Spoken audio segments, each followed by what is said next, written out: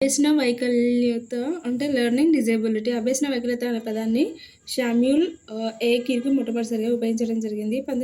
అభ్యసన వైకల్యత అనే పదాన్ని శామ్యూల్ ఏ. కిర్క్ మొట్టమొదటిగా ఉపయోగించడం జరిగింది. 1963 సంవత్సరంలో ప్రత్యక్షాత్మక లోపం ఉన్న పిల్లలు అనే అంశంపై జరిగినటువంటి సెమినార్‌లో శామ్యూల్ ఏ. కిర్క్ ఈ క్రింది విధంగా నిర్వచించాడు. 1963 సంవత్సరంలో ప్రత్యక్షాత్మక లోపం ఉన్నటువంటి పిల్లలు అనే అంశంపై జరిగినటువంటి సెమినార్‌లో శామ్యూల్ కిర్క్ క్రింది విధంగా నిర్వచించడం జరిగింది. ఇంద్రియ వచనము, బుద్ధిమందిత, సాంస్కృతిక కారణాలు, బోధనా సంబంధిత కారకాలు, ఉద్వేగ సంక్షోభం వల్ల కాకుండా నాడీ వ్యవస్థ పనితీరులోని దుష్కరణం వల్ల భాష చదవడం, రాయడం, స్పెల్లింగ్, గణిత ప్రక్రియలో సామర్థ్యం లోపించిన పిల్లల్ని అభ్యసన వైకల్యత కలవారిగా పేర్కొనడం జరిగింది. అభ్యసన వైకల్యత అనే పదాన్ని శామ్యూల్ ఏ. కిర్క్ మొట్టమొదటిగా ఉపయోగించడం జరిగింది.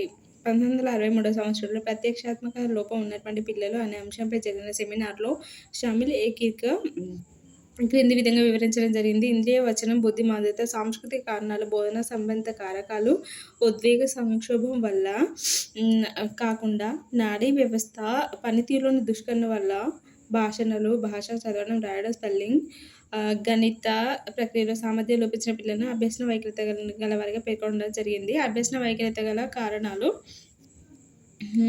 భాషణ సమస్యలు, డిస్ఫేషియా. భాషణ సమస్యలు, డిస్ఫేషియా అంటే ఇతరులు వ్యక్తం చేసిన పదాలను అర్థం చేసుకోవడంలో, వాటిని వ్యక్తపరచడంలో సమస్యలు. మస్తిష్క ఘాతాలు, మెదడు సంబంధిత రుగ్మతల వల్ల డిస్ఫేషియా అనే సమస్య ఏర్పడుతూ ఉంటుంది. మస్తిష్క ఘాతాలు, మెదడు సంబంధించిన రుగ్మత వల్ల డిస్ఫేషియా అనేటువంటి సమస్య ఏర్పడుతూ ఉంటుంది. నెక్స్ట్ అఫేసియా అంటే భాషలోని పదాలను, ఇంగితాలను గ్రహించడంలో, వాడడంలో సమస్యలు. అఫేసియా మీన్స్ భాషలోని పదాలను, ఇంగితాలను గ్రహించడంలో, వాడడంలో సమస్యలు.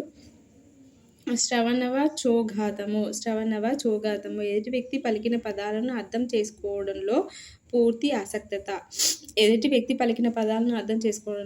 ఆసక్తతను శ్రవణవ చోఘాతం అంటారు. పఠన వైకల్యాలు. డిస్లెక్సియా అనే గ్రీక్ పదం. డిస్లెక్సియా అంటే సరిగ్గా చదవలేకపోవడము, తమంతట తాము శాబ్దిక పఠనం ద్వారా కానీ చదివింది గ్రహించడంలో సమస్యలు. నెక్స్ట్ వీరు పుస్తకాలు కానీ, నల్లబలపై ఉన్న విషయాలను కానీ, అక్షరాలు, పదాలు, వాక్యాలు తప్పుగా చదవడం లేదా వదిలివేయడం జరుగుతూ ఉంటుంది. ప్రపంచ ప్రఖ్యాతి పొందినటువంటి Thomas Alva Edison, Einstein, Winston Churchill, Leonardo DaVinci చిన్నతనంలో డిస్లెక్సియాతో బాధపడేవారు. డిస్లెక్సియా గల విద్యార్థులు ఏ పని మీద ఎక్కువ కాలం దృష్టి నిలపలేరు. వీరు బొమ్మలు గీయడం, పాటలు పాడడం, మోటార్లు రిపేర్ చేయడం చక్కగా చేస్తారు. వీరు బొమ్మలు గీయడం, పాటలు పాడడం, మోటార్లు రిపేర్ చేయడం చక్కగా చేస్తూ ఉంటారు. స్కోనెల్ పఠన పరీక్ష ద్వారా డిస్లెక్సియాను గుర్తించవచ్చు. పఠన పరీక్ష ద్వారా డిస్లెక్సియాను గుర్తించవచ్చు. అలెక్సియా అంటే ముద్రణ రూపంలో ఉన్న భాషను చదవడంలో, రాయడంలో సమస్యలు. ముద్రణ రూపంలో ఉన్నటువంటి భాషను చదవడంలో, రాయడంలో సమస్యలు ఏర్పడితే దాన్ని అలెక్సియా అంటాం. వ్రాతపరమైన సమస్యలు. డిస్గ్రాఫియా పూర్తిగా అస్తవ్యస్తమైన చేతి వ్రాతను కలిగి ఉండడము, పదాలు, వాక్యాలను చూసి రాయడంలో సమస్యలు ఉండడం. అగ్రాఫియా రాయడంలో పూర్తి ఆసక్తిత. రీవిజువలైజేషన్ చూసిన అక్షరాలను, పదాలను తిరిగి చూడకుండా ఊహించుకొని రాయడంలో ఆసక్తిత. విజువలైజేషన్ అంటే చూసిన అక్షరాలను, పదాలను తిరిగి చూడకుండా ఊహించుకొని రాయడంలో ఆసక్తిత. గణితపరమైన సమస్యలు. డిస్కాలిక్యులియా గణిత సంబంధమైనటువంటి అంశాల్లో సంఖ్యాపరమైన జ్ఞానాన్ని పొందడంలో, కూడికలు, తీసివేతలు మొదలైన గణిత ప్రక్రియలో సమస్యలు. వీరు 302ను 32గా రాయడము, 18ని 81గా చదవడం చేస్తూ ఉంటారు. సాంఘిక సమస్యలు అంటే డిస్ప్రాక్సియా అంటే కుటుంబంతో, సమాజంతో, పాఠశాలలోని ఇతర వ్యక్తులతో కలిసిపోవడంలో సమస్యలు. కుటుంబంతో, సమాజంతో, పాఠశాలలోని ఇతర వ్యక్తులతో కలిసిపోవడంలో సమస్యలు ఏర్పడితే దాన్ని డిస్ప్రాక్సియా అంటారు. వీరు ఇతరులతో కలవాలనుకున్నా స్వతహాగా కలవలేకపోవడము. Next ADHD attention deficit hyper active disorder children. Attention, D for deficit, H for hyperactive, D for disordered children. ఏ పిల్లలైతే గృహ జీవనము, విద్యా సమాజ జీవనంలో ఏకాగ్రత సాధించలేక, కుదురుగా ఉండలేక సమస్యలు ఎదుర్కొనే వారిని attention deficit hyper active disorder children the attention deficit hyper active disorder చిల్డ్రన్గా పిలుస్తూ ఉంటారు. వీరు తరగతి గదిలో పాఠశాలలో ఎక్కువగా ఉండడానికి ఇష్టపడరు. విద్యా విషయాలపై ఏకాగ్రత నిలపలేక చదువులో వెనుకబడుతూ ఉంటారు. అవగాహన లేని విషయాల్లో ఆ పనులు చేయడానికి ముందుకు వస్తూ ఉంటారు. ADHD అంటే attention deficit hyper active disorder children అంటే ఏంటంటే ఏ పిల్లలైతే గృహజీవనము, విద్య, సమాజ జీవనంలో ఏకాగ్రత సాధించలేక, కుదురుగా ఉండలేక సమస్యలు ఎదుర్కొంటారో వారిని attention deficit hyper active disorder చిల్డ్రన్గా పిలుస్తూ ఉంటారు. వీరు తరగతి గదిలో పాఠశాల ఎక్కువ ఉండడానికి ఇష్టపడరు. విద్యా విషయాలపై ఏకాగ్రత నిలుపుకోలేక చదువులో వెనుకబడుతూ ఉంటారు. అవగాహన లేని విషయాల్లో ఆ పని చేయడానికి ముందుకు వస్తూ ఉంటారు. అభ్యసన వైకల్యత అపోహలు వాస్తవాలు. అభ్యసన వైకల్యం ఉన్న వారిలో 80% మంది భాషా సంబంధ సమస్యలు ఎదుర్కొంటారు. వీరిలో చదవలేకపోవడం ప్రధాన సమస్యగా చెప్పవచ్చు. అభ్యసన వైకల్యం ఉన్న వారిలో 80% మంది భాషా సంబంధ సమస్యలను ఎదుర్కొంటారు. వీటిలో చదవలేకపోవడం ప్రధాన సమస్యగా చెప్పవచ్చు. సాధారణంగా పాఠశాలలో 12% మంది విద్యార్థులకు ఏదో ఒక అభ్యసన వైకల్యం ఉంటుందని అంచనా. సాధారణంగా పాఠశాలలో 12% మందికి విద్యార్థులకి ఏదో ఒక అభ్యసన వైకల్యం ఉంటుందని అంచనా. నెక్స్ట్ అనువంశిక కారకాలు, ఆంగిక కారకాలు. అనువంశిక కారకాలు అంటే ఆంగిక కారకాలు, పరిసర కారకాలు అభ్యసన వైకల్యానికి కారణాలు. అనువంశిక కారకాలు, ఆంగికాలు వాటిని అంటారు. అండ్ పరిసర కారకాలు అభ్యసన వైకల్యానికి కారణాలు. అభ్యసన వైకల్యం గల పిల్లలు అభ్యసన సామర్థ్యం రీత్యా లోపం ఉన్నవారు కాదు. అభ్యసన వైకల్యం గల పిల్లలు అభ్యసన సామర్థ్యం రీత్యా లోపం ఉన్న వారు కాదు. నెక్స్ట్ అభ్యసన వైకల్యత బోధనా పద్ధతులు. బహుళ ఇంద్రియ శిక్షణ పద్ధతి. అభ్యసన వైకల్యత బోధనా పద్ధతులు. బహుళ ఇంద్రియ శిక్షణ పద్ధతి అంటే వీక్యాట్ విజువల్ అంటే దృష్టికి సంబంధించింది. K అంటే కైనెస్టిక్ ఇంద్రియ నాలుగుకు సంబంధించింది. A అంటే ఆడిటరీ వినికిడికి సంబంధించింది. T అంటే టాక్టైల్ అంటే స్పర్శకు సంబంధించింది. T ఫర్ టాక్టైల్ స్పర్శకు సంబంధించింది. ఈ పద్ధతిలో జ్ఞానేంద్రియాలను ఉపయోగించడంలో శిక్షణ ఇవ్వడం జరుగుతూ ఉంటుంది.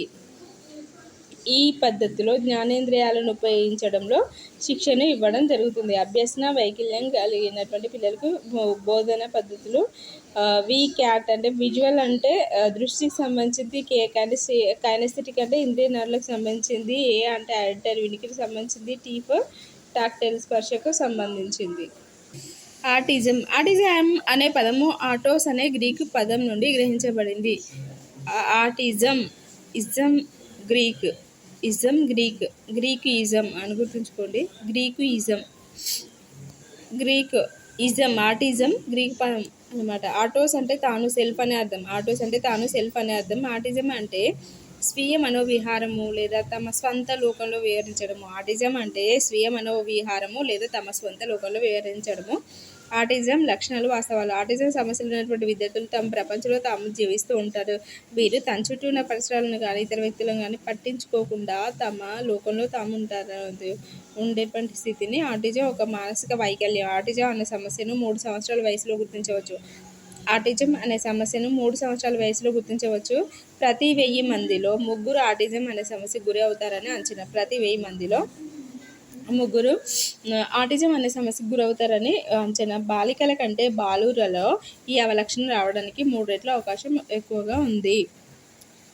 ఆటిజం ఉన్న పిల్లలు, బాలికల కంటే బాలురు ఈ అవలక్షణం రావడానికి 3 రెట్ల అవకాశం ఎక్కువగా ఉంది. ఆటిజం ఉన్న పిల్లలు బాహ్య ఉద్దీపనలకు తగిన విధంగా స్పందించరు. అర్థం లేకుండా తమలో తాము నవ్వుకుంటారు. ఎవరైనా గట్టిగా హత్తుకున్నా, ప్రేమను చూపినా అడ్డుకుంటారు. వీరికి భావ వ్యక్తీకరణ నైపుణ్యాల్లో శిక్షణ ఇవ్వాలి. సామాజిక సంబంధాలు ప్రవర్తన పట్ల నైపుణ్యాన్ని పెంపొందించాలి. ఆటిజం ఉన్న పిల్లల తల్లిదండ్రులకు ప్రత్యేక శిక్షణ ఇవ్వాలి. ఆటిజం అనేది గ్రీకు పదం. ఆటిజం అంటే తాను, సెల్ఫ్ అనే అర్థము. ఆటిజం అంటే స్వీయ మనోవిహారం లేదా తమ స్వంత లోకంలో విహరించడం. బుద్ధిమంతులు. American association for mental deficiency ప్రకారం ప్రజ్ఞ లేదా 67 పాయింట్లు అంతకన్నా తక్కువ ఉన్నవారు బుద్ధిమంతులు. American association for mental deficiency ప్రకారం ప్రజ్ఞాలబ్ధి 67 పాయింట్లు అంతకన్నా తక్కువ ఉన్నటువంటి వారు బుద్ధిమంతులు. వ్యక్తి వికాస దశలో ఉద్భవించే ప్రజ్ఞ పనితీరులోని అపసవ్యత వల్ల వీరు బుద్ధిమందత గుర్తించవచ్చు. వ్యక్తి వికాస దశలో ఉద్భవించే ప్రజ్ఞ పనితీరులోని అపసవ్యత వల్ల బుద్ధిమంద్యతను గుర్తించవచ్చు.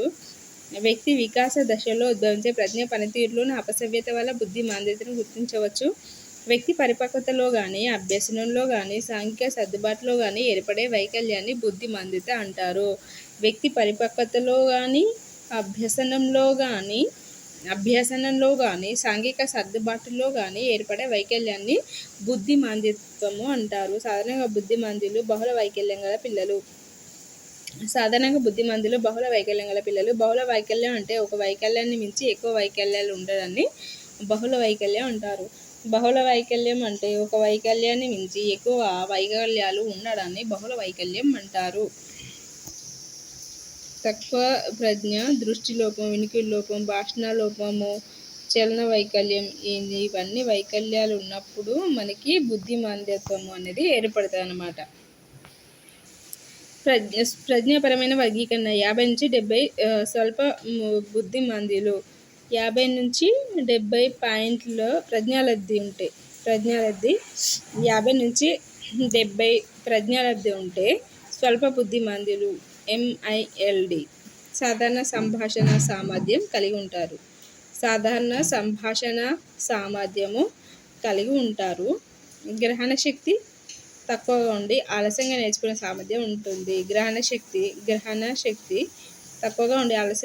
సామర్థ్యం ఉంటుంది. విద్యాపరంగా వర్గీకరణ వీళ్ళని బోధించగల బుద్ధిమంతులు, ఎడ్యుకేబుల్ మెంటల్లీ రిటార్డెడ్ చిల్డ్రన్స్ అన్నమాట. స్వల్ప బుద్ధిమంతులు, కొద్దిపాటి బుద్ధిమంతులు ఈ కోవకు చెందుతూ ఉంటారు. స్వల్ప బుద్ధిమంతులు 5-6 తరగతి స్థాయి అంశాలను వయసుతో నిమిత్తం లేకుండా నేర్పించవచ్చు. స్వల్ప బుద్ధిమంతులు 5-6 తరగతి స్థాయి అంశాలను వయసుతో నిమిత్తం లేకుండా నేర్పించవచ్చు. వీరు 2 లేదా 3 గ్రేడ్ల వరకు ప్రత్యేక విద్య అవసరం లేకుండానే చదవగలరు. నెక్స్ట్, ప్రజ్ఞాలబ్ధి 30 నుంచి 50 పాయింట్లు ఉంటే కొద్దిపాటి లేక మితమైన బుద్ధిమంతులు. భాషణ సామర్థ్యం తక్కువ. ఏదైనా తెలియజేయాలనుకున్నా తెలియజేయడంలో సమస్యలు ఉంటాయి. 30 నుంచి 50 ప్రజ్ఞాలబ్ధి ఉంటే కొద్దిపాటి లేక మితమైన బుద్ధిమంతులు, మోడరేట్.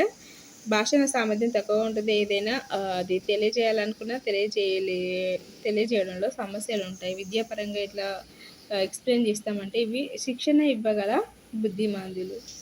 పైననేమో బోధించగల బుద్ధిమంతులు, స్వల్ప బుద్ధిమంతులు, కొద్దిపాటి బుద్ధిమంతులు ఈ కోవకు చెందుతూ ఉంటారనమాట. ఇక్కడనేమో శిక్షణ ఇవ్వగల బుద్ధిమంతులు, ట్రైనబుల్. కొద్దిపాటి లేక మితమైన బుద్ధిమంతులు ఈ కోవకు చెందుతారు. వీరికి స్వీయ కృత్యాలు చేయడంలో, రోజు వారి కార్యక్రమాలు చేసుకోవడంలో శిక్షణ ఇవ్వవచ్చు. వీరికి 3 నుంచి 4 గ్రేడ్ల వరకు ప్రత్యేక విద్యా సదుపాయంతో చదవగలరు. కొద్దిపాటి లేక మితమైన బుద్ధిమంతులు ఈ కోవకు చెందుతారు. వీరికి స్వీయ కృత్యాలు చేయడంలో, రోజు వారి కార్యక్రమాలు చేసుకోవడంలో శిక్షణ ఇవ్వవచ్చు. వీరికి 3 నుంచి 4 గ్రేడ్ల వరకు ప్రత్యేక విద్యా సాయంతో చదవగలరు. నెక్స్ట్, ప్రజ్ఞాలబ్ధి 20 నుంచి 30 పాయింట్లు ఉంటే తీవ్రమైన బుద్ధిమంతులు, సివియర్. వీరు కేవలం తమ అవసరాలను శబ్దాలతో, సైగలతో వ్యక్తం చేస్తారు. భాషా సామర్థ్యం చాలా తక్కువ. భాషా సామర్థ్యం చాలా తక్కువ. సంరక్షణ స్థాయి అంటే కస్టోడియల్. తీవ్రమైన మరియు అతి తీవ్రమైన బుద్ధిమంతులు ఈ కోవకు చెందుతూ ఉంటారు. అతి తీవ్రమైన బుద్ధిమంతులు ఈ కోవకు చెందుతారు. వీరు ఎక్కువ కాలం జీవించలేరు. ఏ పని స్వతంత్రంగా చేయలేరు. నెక్స్ట్, బిలో 19 అతి తీవ్రమైన బుద్ధిమంతులు లేక సంపూర్ణ బుద్ధిమంతులు, ప్రొఫౌండ్ అంటే సంపూర్ణ బుద్ధిమంతులు. సంభాషణ ద్వారా వ్యక్తం చేయలేరు. రోజువారీ కార్యక్రమాలు కూడా స్వయంగా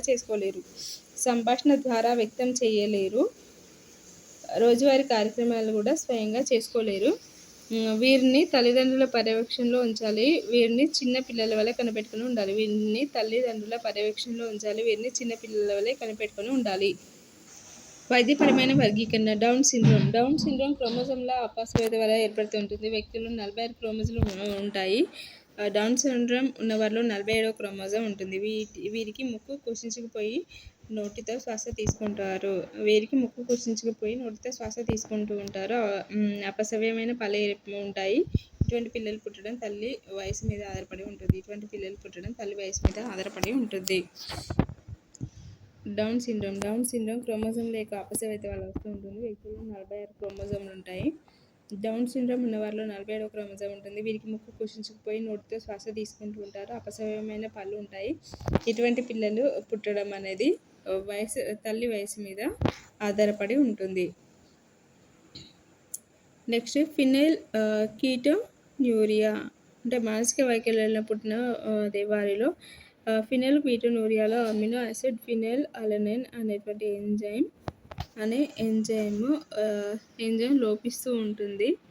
లోపంతో పుడుతూ ఉంటారు. ప్రతి 20,000 మందిలో ఒకరు ఈ విధంగా పుడుతూ ఉంటారు. ఫినైల్ కీటోన్యూరియా అంటే మానసిక వైకల్యంలో పుట్టిన వారిలో ఫినైల్ న్యూరియోలో అమినో యాసిడ్ ఫినైల్ అలనైన్ అనేటువంటి ఎంజైమ్ లోపం వలన పుడుతూ ఉంటారు. ప్రతి 20,000 మందిలో ఒకరు ఈ విధంగా పుడుతూ ఉంటారు. క్రెటినిజం నల్లరహిత గ్రంథుల్లో స్రవించే థైరాయిడ్ గ్రంథిలో థైరాక్సిన్ లోపించినప్పుడు క్రెటినిజం అనే స్థితి ఏర్పడుతూ ఉంటుంది. దీనివల్ల మెదడు సరిగ్గా వికసించదు. క్రేనియల్ అనామలస్ అంటే బుద్ధిమంతులు ఆహారము పరిమాణం ఆధారంగా 3 రకాలుగా వర్గీకరిస్తూ ఉంటారు. ఫస్ట్ మైక్రోసెఫలీ అంటే దీని అర్థం చిన్న తల ఉండడం. చిన్న తల ఉండడం. దీనివల్ల మానసిక వైకల్యం ఏర్పడుతూ ఉంటుంది. మెదడు సరైన పరిమాణంలో పెరగడానికి అవకాశం ఉంటుంది. దీని అర్థం చిన్న తల ఉండడం. దీనివల్ల మానసిక వైకల్యం ఏర్పడుతూ ఉంటుంది. మెదడు సరైన పరిమాణంలో పెరగడానికి అవకాశం ఉంటుంది. మ్యాక్రోసెఫలీ అంటే దీని అర్థం పెద్ద తల ఉండడం. మెదడు పరిమాణం బరువు ఎక్కువగా ఉంటుంది. దీనివల్ల దృష్టిలోపం కూడా ఏర్పడవచ్చు. నెక్స్ట్ హైడ్రోసెఫలీ అంటే ఇది చాలా అరుదుగా కనిపిస్తూ ఉంటుంది. తల పెద్దదిగా ఉండి సెరిబ్రో స్పైనల్ ఫ్లూయిడ్ అనే ద్రవ పదార్థం మెదడులో ఎక్కువగా ఉంటుంది. దీన్ని సరిదిద్దని పక్షంలో మానసిక వైకల్యం ఎక్కువై శిశువు చనిపోవచ్చు. నెక్స్ట్ బుద్ధి మాంద్యత అపోహలు వాస్తవాలు. వంశం పారపర్యంగా సమస్య. కొన్ని కారణాల వల్ల మాత్రమే తల్లిదండ్రుల నుండి సంభవిస్తూ ఉంటుంది. నెక్స్ట్ బుద్ధి మాంద్యత ఒక అంటువ్యాధి. కొన్ని పరిసర కారకాల వల్ల కూడా రావచ్చు. నెక్స్ట్ మందులు విటమిన్లతో బుద్ధి మాంద్యతను తగ్గించవచ్చు. ఇది అపోహ. మందులు విటమిన్లతో బుద్ధి మాంద్యతను తగ్గించలేము. నెక్స్ట్ అపోహ మెదడు ఆపరేషన్ ద్వారా బుద్ధి మాంద్యతను తగ్గించవచ్చు. కొన్ని రంగాల వైఫల్యాలను మాత్రమే శస్త్రచికిత్స ద్వారా తగ్గించవచ్చు. నెక్స్ట్ తల్లిదండ్రులు చేసిన తప్పుల వల్ల పిల్లలకు మానసిక వైకల్యం వస్తుంది. అపోహ.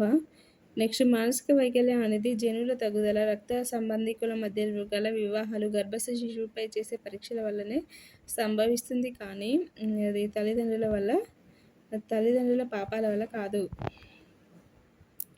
మానసిక వికలాంగులు పెద్దవారైన తర్వాత మామూలు స్థితిలోకి వస్తారు. అపోహ పిల్లలు పెరిగే కొద్ది శారీరక మార్పులు వస్తాయి కానీ మానసికంగా మామూలు స్థితికి రావడం కష్టం. నెక్స్ట్ బుద్ధిమంతులు విద్యాభ్యాసం చేయలేరు. బుద్ధిమంతులకు సంబంధించి జాతీయ సంస్థ సికింద్రాబాద్లో ఉంది. బుద్ధిమంతులు విద్యాభ్యాసం చేయలేరు. బుద్ధిమంతులకు సంబంధించిన జాతీయ సంస్థ సికింద్రాబాద్లో ఉంది. నెక్స్ట్ బోధించగల బుద్ధిమంతులు విద్యాభ్యాసము చేయగలరు.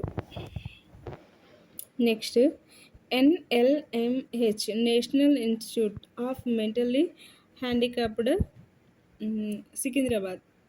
NIMH అంటే ఏంటంటే నేషనల్ ఇన్స్టిట్యూట్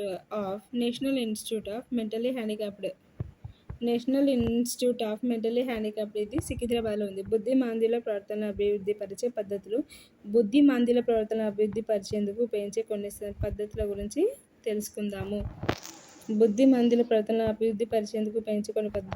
తెలుసుకుందాము. ఆకృతీకరణ షేపింగ్ అంటే ప్రవర్తన ఒక లక్ష్యాన్ని చేరే వరకు క్రమ పద్ధతిలో పురోగమిస్తూ విజయవంతం అయిన నాటికి ప్రోత్సాహకాలను ఇస్తూ ముందుకు సాగే విధంగా ఆకృతీకరణ అంటారు. ప్రవర్తన ఒక లక్ష్యాన్ని చేరే వరకు క్రమ పద్ధతిలో పురోగమిస్తూ విజయవంతం అయిన నాటికి ప్రోత్సాహకాలను ఇస్తూ ముందుకు సాగే విధానాన్ని ఆకృతీకరణ అంటారు. నెక్స్ట్ గొలుసు విధానం చైనింగ్. అంటే ఏంటంటే, ఆశించిన ప్రవర్తనను పొందటానికి చేపట్టవలసిన కార్యాన్ని చిన్న చిన్న భాగాలుగా చేయాలని తెలుసుకున్నాము. ఈ చిన్న చిన్న భాగాలను అమర్చేటప్పుడు ప్రతిస్పందనకు మరొక ప్రతిస్పందన వచ్చేటట్లు చేయడాన్నే గొలుసు పద్ధతి అంటారు. ఆశించిన ప్రవర్తన పొందడానికి చేపట్టవలసిన కార్యాన్ని చిన్న చిన్న భాగాలుగా చేయాలని తెలుసుకున్నాము. ఈ చిన్న చిన్న భాగాలను అమర్చేటప్పుడు ప్రతిస్పందనకు మరొక ప్రతిస్పందన వచ్చేటట్లు చేయడాన్ని గొలుసు విధానం అంటారు. నెక్స్ట్ కమీనా అస్తిత్వము అంటే ఫేడింగ్. ఒక కార్యాన్ని విద్యార్థి చేయలేకపోతున్నప్పుడు తగిన సహాయాన్ని అందిస్తూ ఆ కార్యక్రమంలో అతడి పురోగతిని బట్టి సహాయాన్ని తగ్గించడాన్ని క్రమేణా అస్తిత్వం అంటారు. ఒక కార్యాన్ని విద్యార్థి చేయలేకపోయినప్పుడు తగిన సహాయాన్ని అందిస్తూ ఆ కార్యక్రమంలో అతడి పురోగతిని బట్టి సహాయాన్ని తగ్గించడాన్ని క్రమేణా అస్తిత్వం అంటారు. నెక్స్ట్ సాధారణీకరణ జనరలైజేషన్. ఒక పరిస్థితిలో అభ్యసించిన ప్రవర్తనను వేర్వేరు పద్ధతుల్లో ఉపయోగించడాన్ని సాధారణీకరణ అంటారు. ఒక పరిస్థితుల్లో అభ్యసించిన ప్రవర్తన వేర్వేరు పద్ధతుల్లో ఉపయోగించడాన్ని సాధారణీకరణం అంటారు. బుద్ధిమంతుల్లో సాధారణీకరణం జరుగుతుంది.